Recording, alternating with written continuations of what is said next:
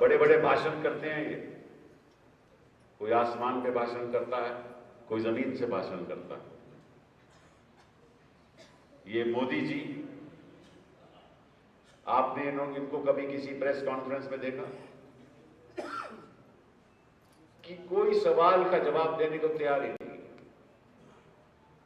भाषण देंगे, सिग्नल अपने कैमरे से देंगे, अगर 50,000 की भीड़ है, उस सिग्नल के द्वारा, टेक्नोलॉजी के द्वारा लगेगी 3 लाख की भीड़। मैं तो चैलेंज किया कि मेरे से आप करिए, जो आप उपलब्धियां बताते हैं गुजरात के बारे में, आइए मेरे साथ डिबेट करिए। लेकिन डिबेट करने की शक्ति होनी चाहिए ना, कन्विक्शन होनी चाहिए। वो तो है ही नहीं, क्योंकि डिबेट कर ही नहीं सकते, बस बयानबाजी करेंगे, इतिहास का मालूम नहीं, आंकड़ों का मालूम नहीं, और देश को गुमराह कर रहे हैं। जैसे अरविंद केजरीवाल ने देश को गुमराह किया, ऐसे ही नरेंद्र मोदी देश को गुमराह कर रहा है। और सच्चाई तो ये है कि ये भी नरेंद्र केजरीवाल है, क्योंकि ये भी सपने बेच रहा है। वो सड़कों पे सपने बेचता था और ये स्टेज से सपने बेच रहा है कि मैं बुलेट ट्रेन ले लाऊंगा। अरे भैया, बुलेट ट्रेन तू कैसे ले आएगा हिंदुस्तान में? गुजरात में तो ना मोनो रेल है, ना मेट्रो है, और बात तो बुलेट ट्रेन की करता है। बुलेट ट्रेन में खर्चा कितना होता है आपको मालूम है? 1 किलोमीटर के लिए 60 करोड़ का खर्चा होता है।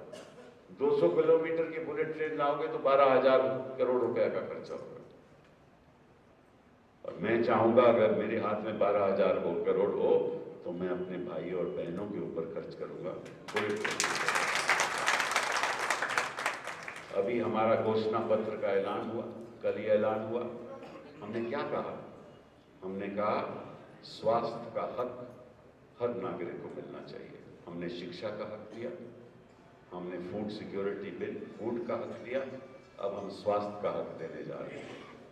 क्योंकि हमें मालूम है कि जब तक हर इंसान को, हर नागरिक को स्वास्थ्य का हक नहीं होगा, शिक्षा का हक नहीं होगा, आवास का हक नहीं होगा, शौचालय का हक नहीं होगा, तब तक वो गरीब आदमी कभी उठ खड़ा ही नहीं हो सकता। और जब तक गरीब आदमी को हम ताकतवर नहीं बनाएंगे, हिंदुस्तान ताकतवर नहीं हो सकता। और ये लोग ऐसे हैं, मैं पूछना चाहता हूं, ये जो बिल बोर्ड का, एक बिल बोर्ड का 2 लाख रुपया खर्चा है, और अगर आप दिल्ली में देखोगे हजारों की तादाद में बिल बोर्ड लगे हुए हैं। और मैं तो हिंदुस्तान की बात कर रहा हूं, ये सारे हिंदुस्तान में लगे हुए हैं। बिल बोर्ड का ही खर्चा हजारों करोड़ होगा, ये कहां से आता है? सोचने की बात है। कांग्रेस के पास तो ऐसा कोई साधन नहीं, कांग्रेस के पास तो ऐसे कोई बिल बोर्ड नहीं है,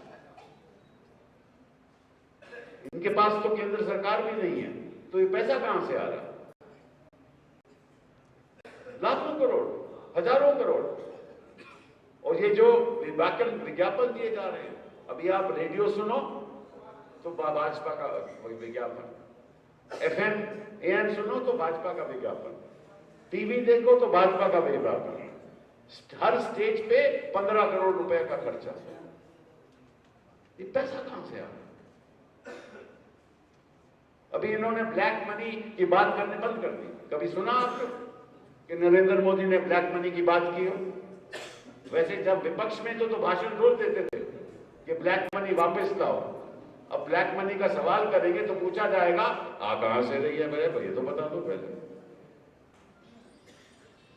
लाखों हजारों करोड़ का खर्चा कर रहे हैं इस इलेक्शन में, और वही माहौल बना रहे हैं जैसे 2004 में इंडिया शाइनिंग का बनाया था।